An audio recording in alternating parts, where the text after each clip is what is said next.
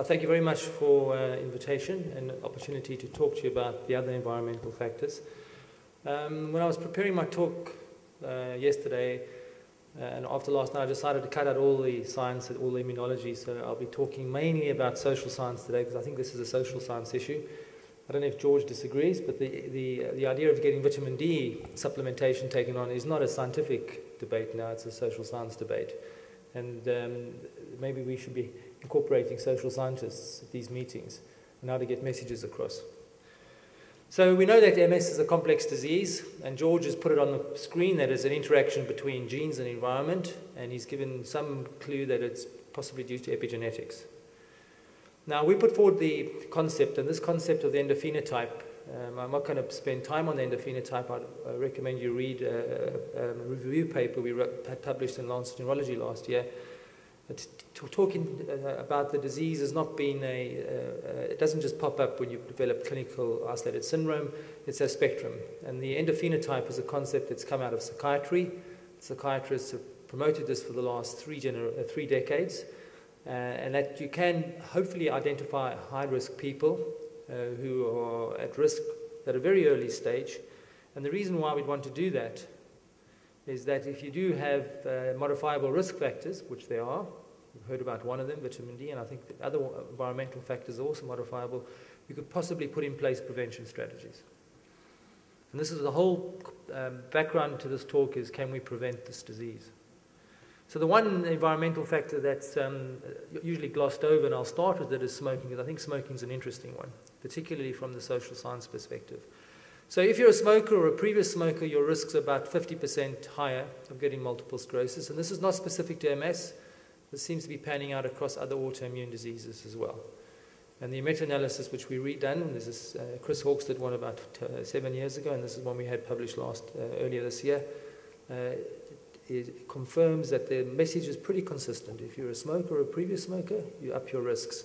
Now, how important this is at a population level is difficult because not the whole population smokes, but at an individual level, it is important. If you can stop smoking or don't smoke, you lower your risk by about 50%. So this brings the whole issue of causation theory, and most people think causation is a light switch. You walk into a room, you switch it on, and you've got the cause of a disease. It doesn't work like that. And this is a typical example. Prior to the 1950s, about 80% of the adult male population was smoking, and this is a cigarette commercial that I got off the internet, I think was published in 1949 in the United States, and it says, "And now Chesterfield first to give you scientific facts in support of smoking. I like the, it is in my opinion that the ears, nose, throat, and accessory organs of all participating subjects examined by me were not adversely affected in the 6-month period by smoking the cigarettes provided." That was public perception of cigarette smoking after the Second World War. And then we had this landmark paper, the Bradford Hill, which has become a citation classic, probably one of the most important publications in the history of medicine, firmly linking cigarette smoking to lung cancer, beyond reasonable doubt, 1954. It took another 10 years for the Surgeon General's report to come out, and the Surgeon General report established that fact in the medical literature, and we as clinicians, from there onwards, accepted smoking as the major risk factor for lung cancer. It took until 1997 for the cigarette industry to capitulate. And this was with the master tobacco industry settlement, when a whole lot of changes were put in place for the tobacco industry to control smoking. What's interesting is they had to pay the states in the United States $206 billion for the settlement. So what would you think would happen to the cigarette company's share price after this agreement was put in place? You would expect it to go down. In fact, the share prices went up. In other words, this was a win for the markets. The markets had factored in a much higher payment. So the cigarette companies' share prices went up after this, and they're still around doing very, very well. And this is the epidemiology of cigarette smoking. This is a typical pattern of cigarette smoking in a developed country like Ireland or United Kingdom, showing you now that the prevalence of cigarette smoking has decreased. And there's a lag phase in terms of the diseases. But what I want you to point out is that in the stage 2 over here, this is the current epidemic that's occurring in developing countries like Africa and China even. In China, over 80% of males smoke. over 80% of males smoke. So this is still a major problem and a ticking time bomb in developing countries. And if vitamin D deficiency starts raising its head with this, I think there's epidemics of MS going to happen all over the world. And if you look in developing countries, okay, beginning to see the reports of the epidemic emerging. You speak to anybody who lives or works in the Middle East, who works in India, in Asia, they're beginning to see the epidemic occurring. So this is causation theory. 1954, the fact, it took 43 years, okay? 43 years to be finally accepted. Now this process is called the diffusion of innovations. And if any of you are interested in the social science of causation, I recommend you read the book by Everett Rogers. He was a social scientist. He worked mainly in agriculture. Why do certain cultures take on agricultural innovations, others don't? And this curve is very famous. You've probably seen this curve. It's the diffusion of innovation curve. You get people that are innovators. So let's take vitamin D, for example. You've got George down here. You've got early adopters, which is me. I've been on my 5,000 units of vitamin D for the last 4 years, and my family as well. And then when you start getting to about 30% on this curve, 30% of the majority adopters, all of a sudden you get uptake of an innovation. So if we can get 30% of the population taking high-dose vitamin D supplements, I'm talking about physiological vitamin D supplements, we may get the whole population to do it.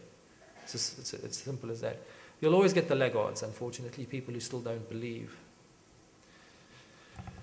So, the smoking epidemic, why is it an issue and why should we be talking about it? The reason is that in the United Kingdom, and I suspect the figures are the same for Ireland, in the United Kingdom there's an epidemic re-emerging amongst young teenage girls.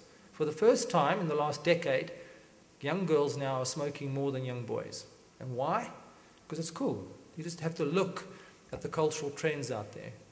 All the role models young girls look at, okay, all they look at are smokers. And the other trend that you haven't seen here is what I didn't want to discuss it today, is called the Facebook generation. Okay, United Kingdom now, teenage girls are spending between 3 and 4 hours a day on Facebook. They don't get outdoors.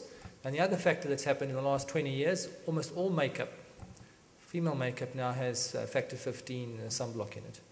So the epidemic of vitamin D deficiency is not only a problem with latitude, it's also a cultural issue. And we need to address this. I'll get on to the next factor, EBV. And I've thought for many, many years, I went to a meeting that was sponsored by the National MS Society in the United States and the UK MS Society in 1999, and it was about infectious causes of MS. And they went through all the potential infectious causes, and there was one that stuck out like a sore thumb. It was Epstein-Barr virus. There was no doubt that of all the viruses and infectious agents discussed, the evidence in favor of EBV was by far the strongest. And I will go through EBV now with you. So how do you prove that an infectious agent causes a disease? So when we were at medical school, I was taught Koch's postulates. And did you know that Koch formulated his postulates in retrospect? He discovered the cause of tuberculosis, but he couldn't convince his peer group that this was the cause of TB. So what he did was he formulated his postulates and presented them, and it took about 10 years for him to convert his peer group that the Mycobacterium tuberculosis was the cause of TB. Now, the Koch's postulates work very well for bacteria, particularly highly pathogenic bacteria. They fall down when you're dealing with viruses, particularly a virus can only infect humans. You don't have any animal models. It's one of the things that you've got to put Koch's postulates putting through an animal model. So Koch's postulates don't really work for modern causation theory. This is why we now adopt Bradford Hill's criteria for causation. Now, Bradford Hill was the statistician on that original 54 smoking paper, and he's put forward 9 boxes that we need to tick in terms of causation. And if you're interested in reading about applying these to infectious diseases, I'd recommend these 2 references. The Fredericks and Relman is a nice, easy paper to read. But if you're more interested, I would recommend Alfred Evans's book, Causation and Disease. There's some wonderful chapters showing you how we've evolved causation theory over the years. And the one I would recommend most is the Hodgkin's lymphoma and Burkitt's lymphoma chapter, because the link between EBV and those 2 diseases. You know, we now just accept that Epstein-Barr virus is the cause of Burkitt's lymphoma. But how we became to accept that is a fascinating story.